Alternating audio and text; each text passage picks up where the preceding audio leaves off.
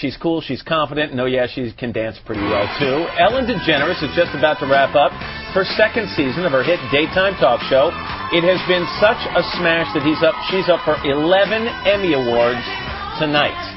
It's a pretty good record. Ellen, good morning. Congratulations, all that stuff. Thanks. Good morning to you. And we're thrilled. 11 is great. We did the technical Emmys were held last week that are not aired. Nobody cares about the people behind the scenes. Which I don't think is right, ever. Where would we be without the people behind the scenes? It's always some little 15-second tape piece in the major award show, right, which is not fair. Right. And we won for audio, and we won for writing, and we won for directing. So we're happy about that. And tonight are the big content ones. Well, because it's best show and best host is tonight, so it's televised. Yeah. Well, good luck with that. Thank you. How do you make it look so easy? I mean, seriously, I know what goes into a talk show, and I know it's not easy. And after watching you for 2 seasons, the best compliment I can pay you is you make it look easy. Thanks. You know, I try to just have a conversation with people. And I can feel when I'm not as good as, you know, I'm sure we all have our ways of beating ourselves up, and we see it compared to another interview. If I push too hard, if it's not really a conversation and I'm trying to force some kind of subject, I have a problem with that. You go out on a limb a lot. You take chances, you know, in terms of comedy. You try bits and gags. When they fall flat, do you beat yourself up? Because when you take chances, some do fall flat. Yeah, well, the good thing about a daily show is you have tomorrow to do better. You know, if you're doing one stand-up performance in Pittsburgh and you're not going to come back for another year, you have that one night. And you know they're thinking about it for a whole year. Right. So for me, and I am a perfectionist, but I have the next day to do better. So I just take it and I try to stay in the moment. What was it? You did this big interview, an exclusive interview with Britney Spears and her husband, Kevin Federline. Right. Do you get the fascination with them? No, I don't. You know, I mean, they seem like nice people, and he's got a great energy about him. He's very mellow, very nice, not full of himself. But she, you know, I don't understand. So you're sitting there as an interviewer and you're going, okay, I know this is big, and I know people, I'm not sure why.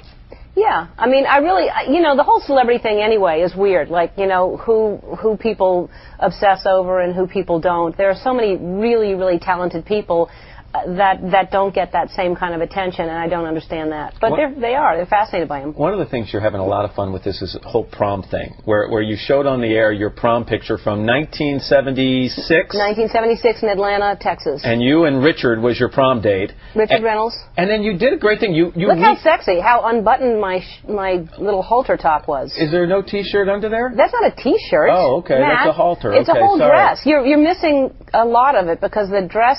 It's plaid all the way down. and you and Richard then recreated the photo just recently. Yeah, which one of you has changed most in the last... Richard's a great guy. He was a good sport. Look at that. See, now you see the full dress. Richard, to get me in a dress, and then he flies in he lives in Texarkana, Texas, and he flew in, put that outfit on. Really good sport. Did you bring your prom picture for me? And the reason I cringed when you did this segment on the air, because I knew the guys in the control room were going to drag mine up. At which they do whenever I get too big for my britches anyway. Yeah, that's quite a look, isn't it? That's a good look. But that's around the same time. The 70s, everyone looked like that, right? Be honest. So since we were only a year apart, if I had asked you to the prom, would you have gone to the prom with me and danced to Stairway to Heaven? Look there we go. Look at that. We look good together, except my head is larger than yours right there. I don't know how that happened. The graphics department. Yeah. A little problem there. Yeah, but I think we look really... Yes, I definitely would have gone with you. Would you? And dance Stairway to Heaven? Yes, we should do that one day. Yeah, not soon. No, I'm not a dancer. Really? No, it freaks me out a little bit. By the way, when you're getting embarrassed and humiliated, always bring your co-host into it. So let me just show Katie's prom picture. Oh, good. Just for turnabout being fair play. Do we have that? Yes. That's kind of elegant. Kind of Southern Belle. That's very nice. He's taking a little nap.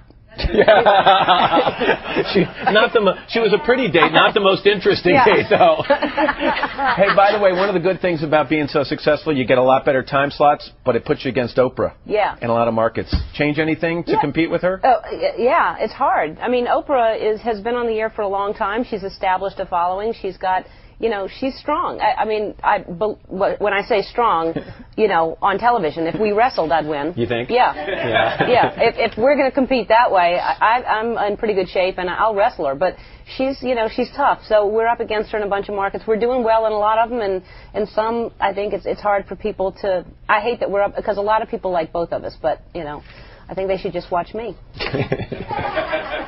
Good luck at the Emmys tonight. Thank you. And nice to have you in the studio. Thanks. Good seeing you.